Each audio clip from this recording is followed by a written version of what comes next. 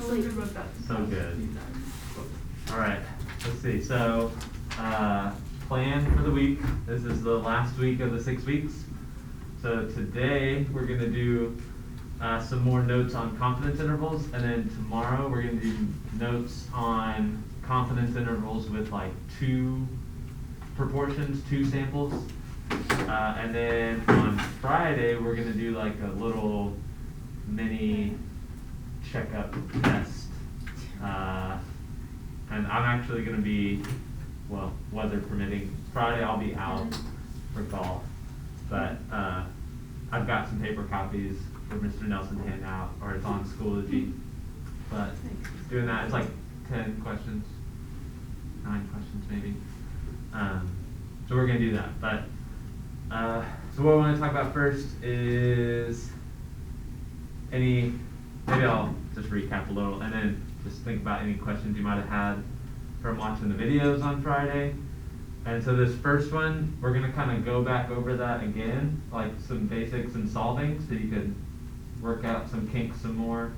And then we're going to work on, you should have gotten a paper that says 1 proportion confidence intervals on Friday, if you were here. So we're going to work on this as well. So we'll have time to work on that in class. Okay, so like let's just talk about what is a confidence interval first of all. So I related it to sampling distributions, where you do like all possible samples of something to get it. A confidence interval is like I get 40% of people want to vote for me for mayor. Maybe it should be higher. 40%. And so that's what I'm polling people in the city of Bryan. And I'm polling at 40%. But I have no idea if that's the exact number. So instead of giving an exact number, I give myself a range into which I'm confident that I'll be in.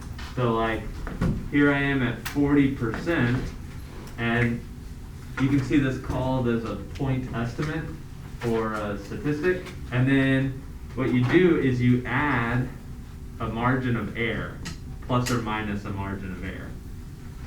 So let's say that margin of error was like 3%. So maybe I'm polling somewhere between 37 and 43%. That's people want to vote for me for mayor. And so you get this margin of error. It's basically how many standard deviations, and I give myself a certain amount of standard deviations based upon how confident I am. So like if I'm 95% confident versus like 80% confident. And so in the video, I talked about like the weatherman. If he really wanted to be 100% confident in the chance of rain today, he would say 0 to 100% chance of rain. That's his confidence interval. That doesn't tell anybody anything. So he probably tries to get as accurate as possible, like as small an interval as possible, but that means he has to decrease his confidence. Like he's probably going to be wrong. So if you have more confidence, that means you have like this one right here has the wider range than this one over here. Like if the more confident you are, the bigger range you have to have. So like let's say that like this one was my 80% confidence. So my 95% confidence might have to have like a bigger interval. Like maybe it's 45 to 35%. I don't know. So maybe that one is my 95%, I have to be wider. To be more confident, I have to give myself a bigger interval. So I'm not as accurate. Like I have to give myself a bigger range. But then to decrease, so to make this interval smaller, so to running out of room. So to like decrease the width, what you can do is take a bigger sample size. So like the bigger the sample I am, the less variability. So we talked about that a bunch. The bigger the sample, less variable, less spread out. So if I want a smaller width, I need to increase my sample size. If I decrease my sample size, my interval will get bigger. So like if I want to really know like a better range, maybe I need to poll 1,000 people in the city of Bryan instead of 100 people or whatever. So to get I want to be confident. And then I guess we could talk about this. So what does this mean, 95% confident? It means like in the long run, if I did the same sample many, many times and I created a confidence interval, about 95% of those will actually hit like the true percent of people who want to vote for me. So I have like a 5% chance of missing in the long run over many, many samples. That's what that means. That's kind of a real basic recap of the lesson from Friday on what is a confidence interval. So like it's a sample and then I stretch myself out plus or minus margin of error, and then based upon what confidence you are, it gets bigger or smaller. Based upon your sample size, it gets bigger or smaller.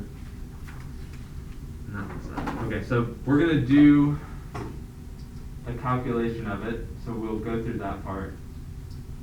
Is there confusion on like this before there probably is a lot, but any like general questions you got? Nothing? Okay. All right, hopefully it gets answered when we do it here.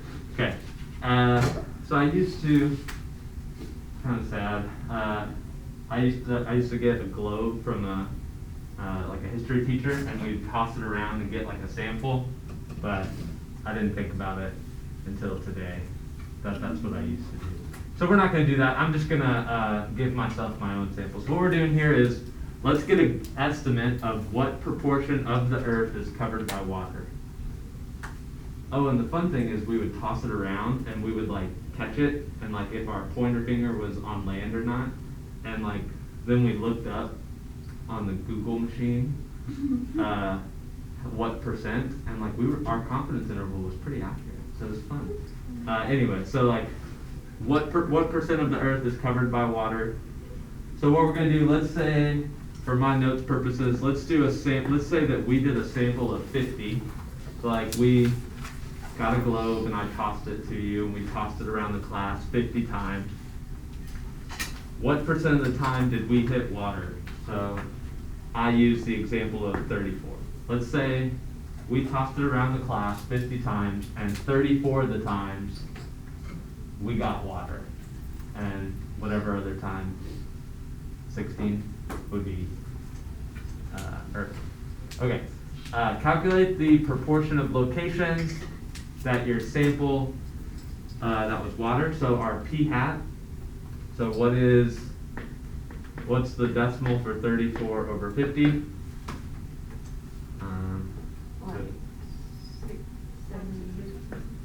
Like 68%? Is that right? Yeah. Okay. Did I round that? Was it 6, 7 something? Okay. 168. Go here.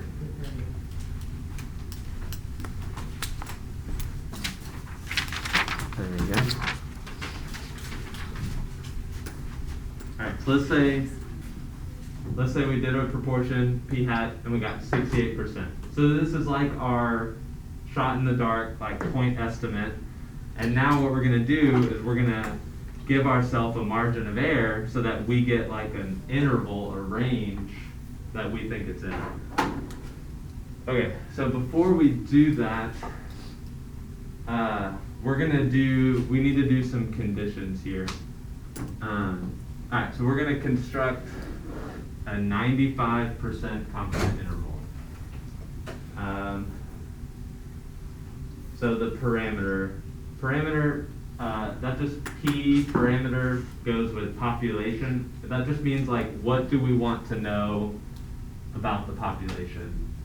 So we're looking for the proportion of Earth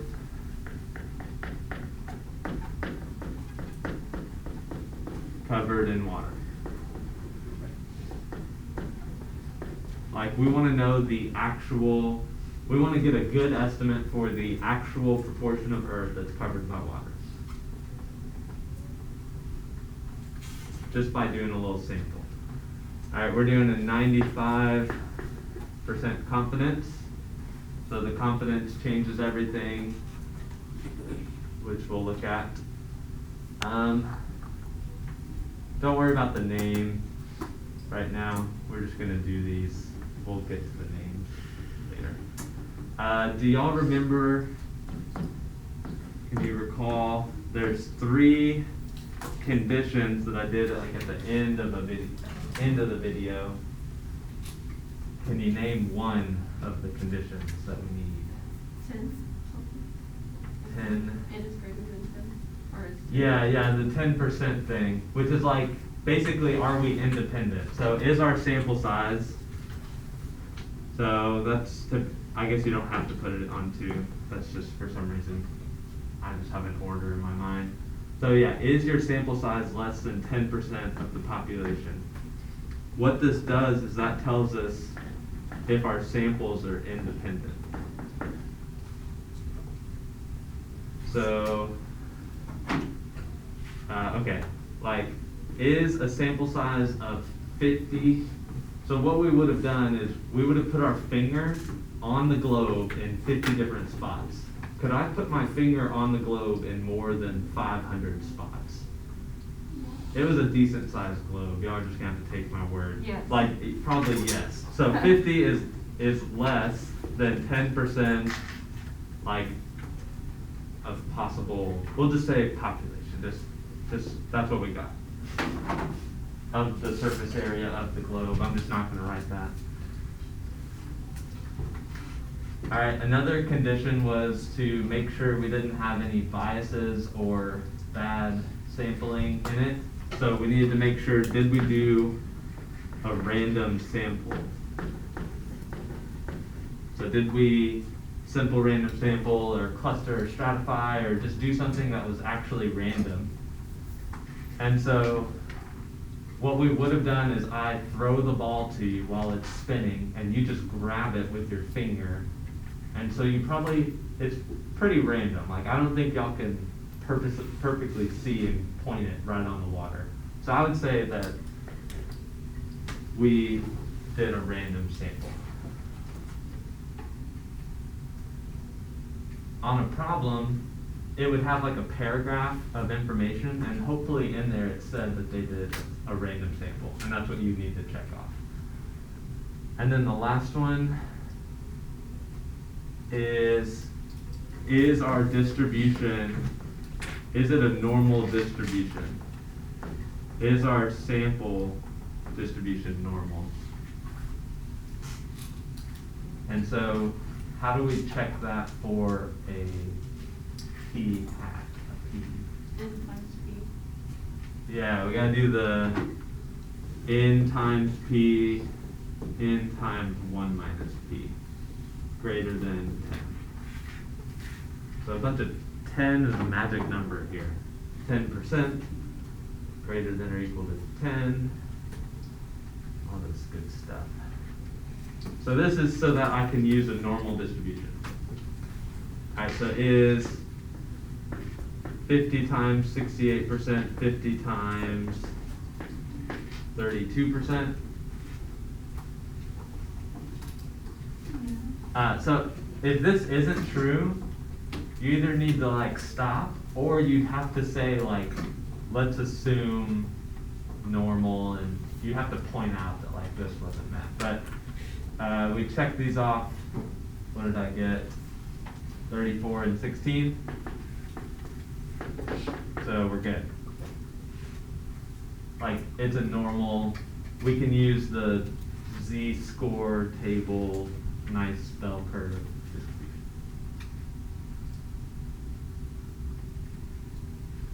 All right, so we have a good sample. we're hopefully hitting the mark with our random sample. I have independent samples, and then all my sample distributions become this nice normal curve. Okay.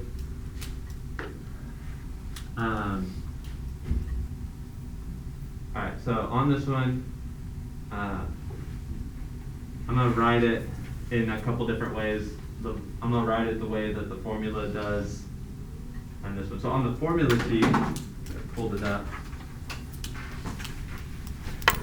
Oops. On the formula sheet, it says a confidence interval is a statistic plus or minus critical value times standard error. So let me maybe write it in general terms first. So like you've got your, let me just do it like this first. So you do your p hat, and then you need to plus or minus a margin of error. Like that's the simplest terms that we've got.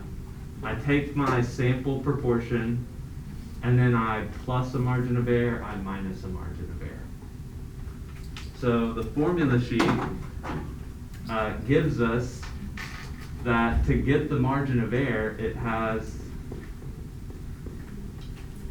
these words: critical value, standard error.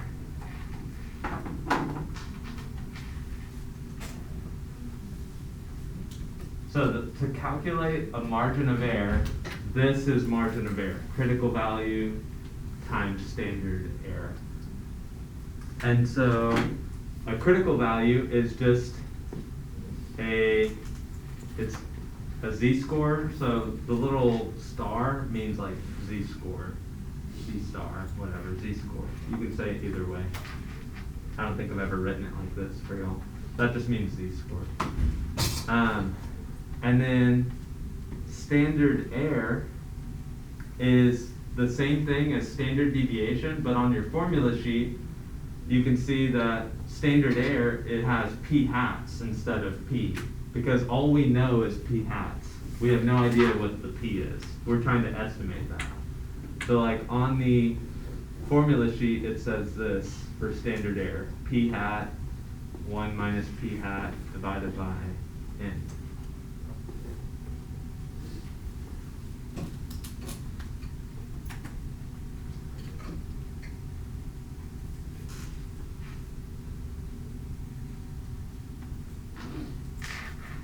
We good so far?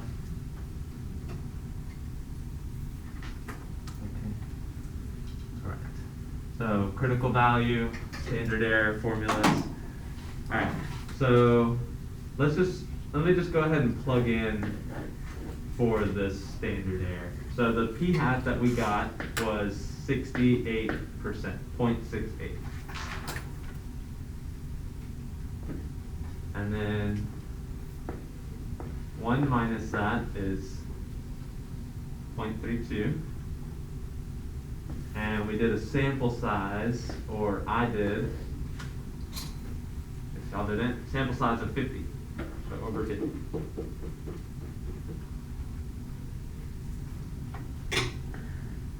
Alright, so getting our z-score. So the z-score is, let's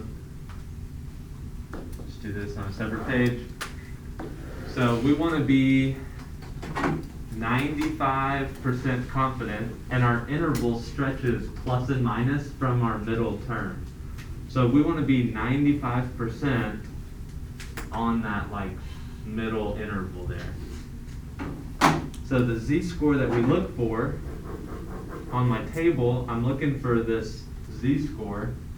And so on our table, it gives us all the values less than for like negative infinity. So like on our z table, 100 minus 95 is 5. So that means I have 2.5% on either end, which means that this value all the way less than is the value of 97.5, 0.9750 is like what I'm looking for. on our table. Alright, so let me try and find that. So like on my table, my chart, I'm looking up, and I want to look up the closest value to 97.5%. So I look it up, and it's actually the same value every time. So like when you do enough of these, you start to learn that 95% is the same number over and over again. So let's see, 97.5. So the z-score is 1.96 for a 95% confidence. And that's the same every time. Like it's 1.96 for a 95% confidence interval. But like that's how I look it up. Based upon what confidence they chose.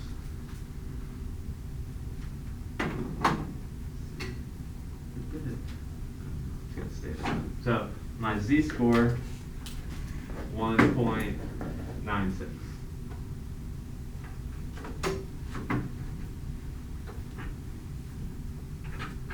So a z-score is just how many standard deviations from the mean, and then we're going to multiply by how big our standard deviation is. So how big standard deviation, how many standard deviations? We're away. So 1.96. Alright,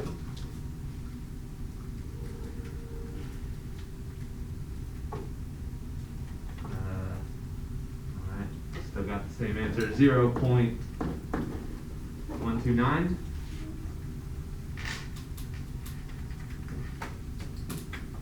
So this right here is our margin of error. This is what we're going to plus and minus. This is like our range that we have to give to be this confident based upon this sample and everything.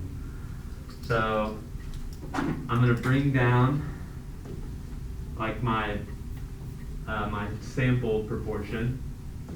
So we had a guess of 68% of the earth is covered by water.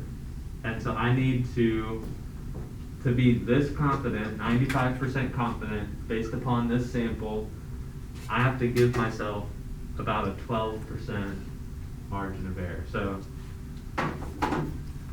we look at it. So let me just go ahead. So 6.8, I'll just write it over here. 6.8 plus 129, 6.8 minus 129. What do I get? It's a pretty big range here. So 0.551, or you could write that as 55.1% to 0.89. So a pretty big range. 55% to 80% of the earth is covered by water. So like, that's not very accurate. That's not very precise, but that's like our interval, and we're 95% confident based on our sample that somewhere in here is the true proportion. So if I wanted to, before we like interpret it, if I wanted to decrease this, I need to increase my sample. If I wanted to make this more accurate, I need to increase my sample to make it tighter of an interval. Okay. All right. So let me just like write out what like an interpretation of this means. So what it means is like, let me just go for it. So I would say that like I am, or we are 95 point confident, whatever confident you are. So we're 95% confident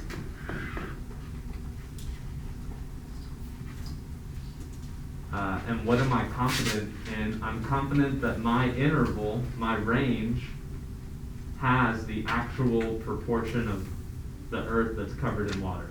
So that's what I'm going to say. I'm 95% confident that the interval 0.551, 0.809. So I'm 95% confident that my interval has the actual proportion of earth covered by water.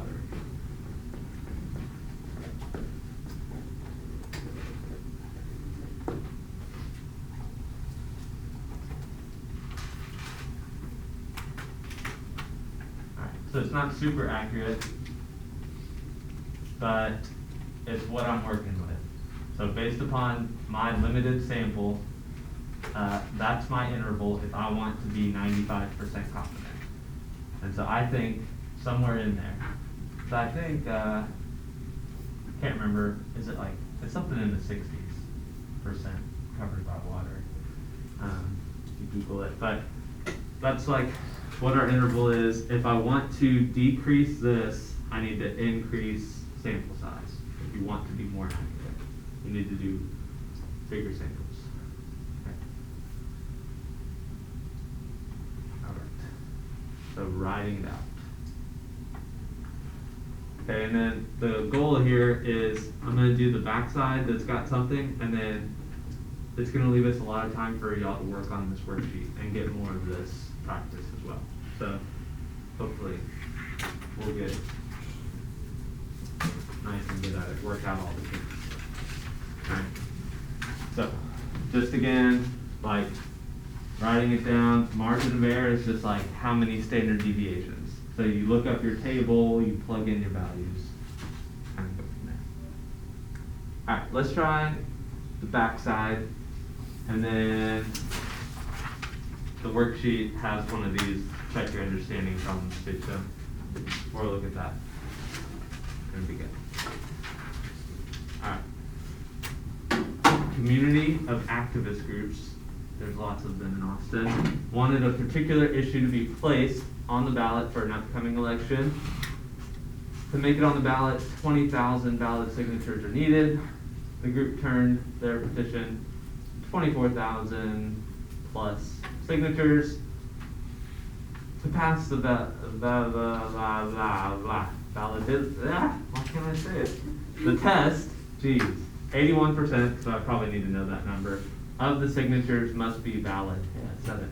It's too time consuming to check all the signatures, so they took a random sample of signatures and they checked.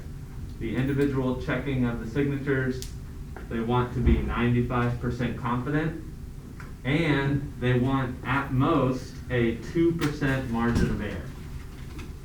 So this is kind of the opposite. Like, this is working backwards. I know I want a small margin of error, and so what we're gonna do is, what is our sample size needed to be that small of a margin of error? Instead of doing sample size and getting our margin of error, we know we want this small. So like typically on like an election polling, they typically have like 2 to 4% margin of error, stuff like that. So they already chose what they wanted. They wanted 95% confident. All right, so use a conservative estimate for p hat. So this right here is our p. Oh, this is what we need p to be. So that's not even p. That's to pass. So this is probably like, this probably doesn't matter. Okay, so I shouldn't have underlined it, but now it's too late. Okay, so how large of a sample is needed? Okay, so let me write out what is a margin of error. So I'm going to shorthand here. Margin of error. What does margin of error equal? How do we calculate it? It's equal to a z-score times standard deviation. P hat 1 minus p hat over n.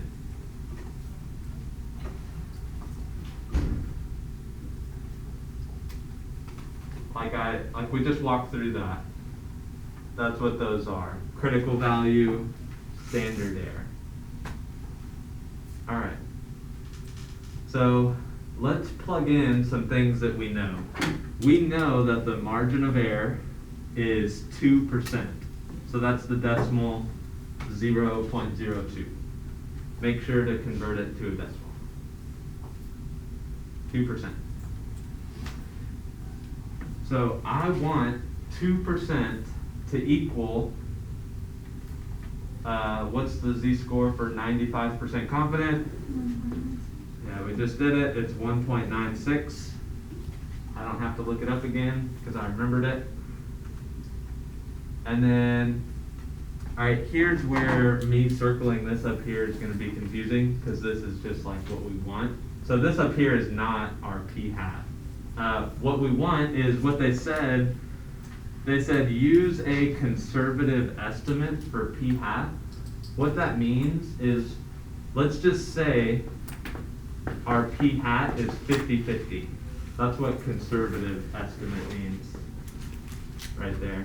So when I plug this in, I'm going to say p-hat is 50% over n right there.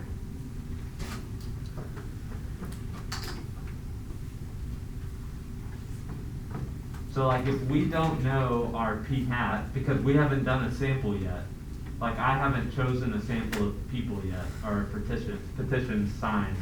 So I'm just going to use a conservative estimate, which we're just going to say is 50-50 for those values.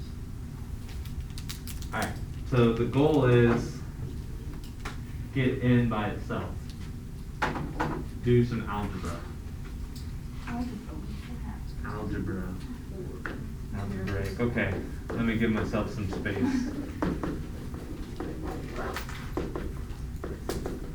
I'm gonna, test y'all's algebra skills here. Okay, so this becomes, just, stop me if you don't believe me. The blue one and the red one are the same equation. I just divided 1.96. Right? Okay. I'll show it. Cross it out. Okay. Did it? I've got to get rid of my square root. So that means this over here is going to get, both sides get squared.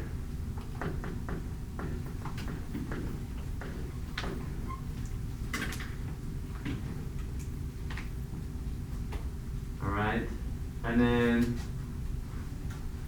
your algebra skills, typically in years past, get thrown here. The nice thing about when you're dividing by this number, I would multiply n over here and then put this one, I would have to divide by this. What happens is these things just switch spots. Like it becomes n equals 0.5 times 0.5 over the margin of error over 1.96 squared. That's what it becomes.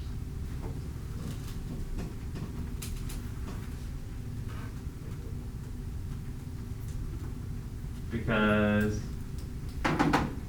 I multiply by n, and then I need to divide this over here.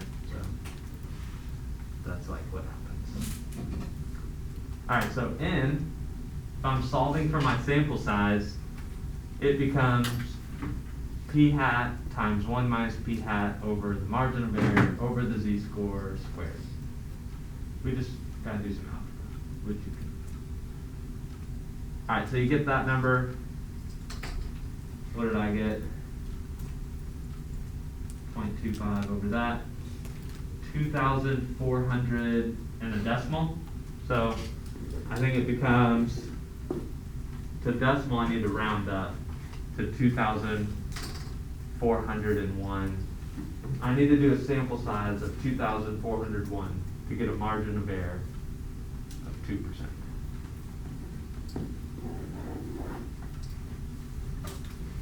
So I need to count at least that many of these ballots to see what's the proportion of people that voted this measure in or not.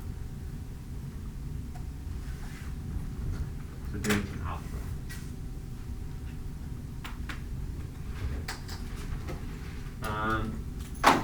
The second one's actually like the same question. In the activist group's previous petition, they saw, so in a previous petition, previous sample, like this is a previous known thing, 85% of those signatures were valid. So our p hat in a previous one was 85%. Using this value as a guess for p hat, find the sample size needed for a 2% margin of error at a 95% confidence. So it's like the same question except our p hat is different. So a margin of error of 2% equal to 95% confident, margin of error 2%, times p hat, 1 minus p hat over n.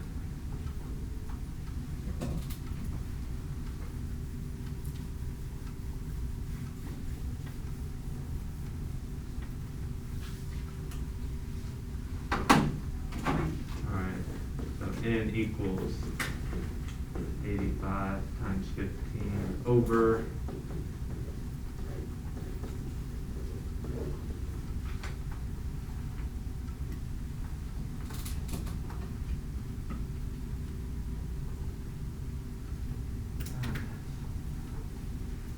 just do the algebra for it and you can do it, I believe. But when you do it enough, you can see that it becomes like that. And this becomes like a really smaller sample,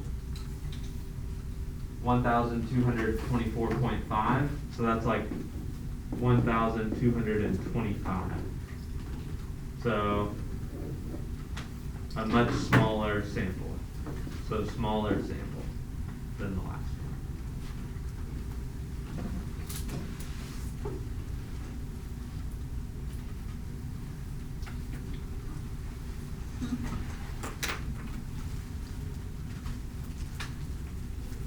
Alright, so this part was just like doing the sample size algebra for it, like pointing out how would you get it, just plug in what you know, and then do some algebra for you there, some actual math. Alright, and then the last one, what if a company demanded a 99% confident instead of 95? Would this require a smaller or larger sample size if everything else remains the same? So I still want margin of error of 2%.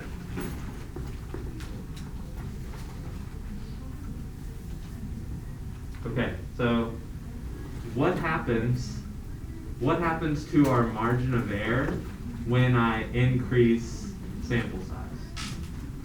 What happens to the margin of error? Bigger or smaller? Like, does my interval, do I have to be wider or smaller if I get more confident?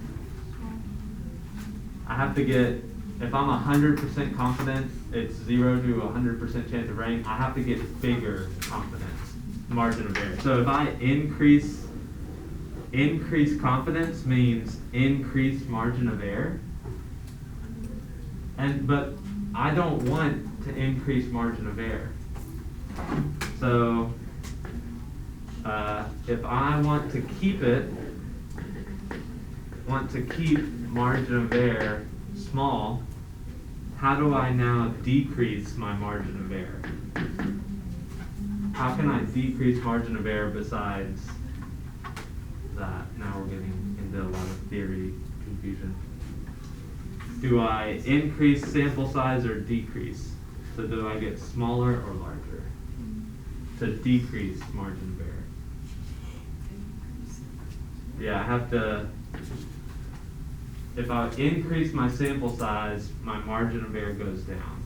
So when I increase confidence, I got a bigger margin of error, but I want to decrease it back down, which means I need to take a bigger sample size.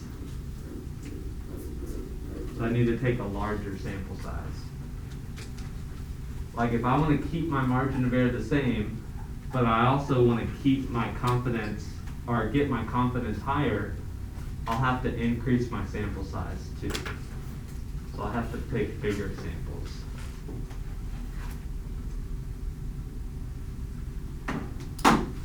So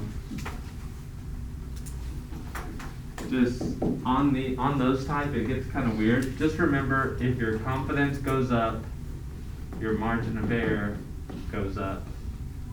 If your sample size goes up, your margin of error goes down. So if you can like play with the math from there, you can do it. But if I increase my confidence, increase my margin of error, and then if I increase sample size, I decrease the margin of error.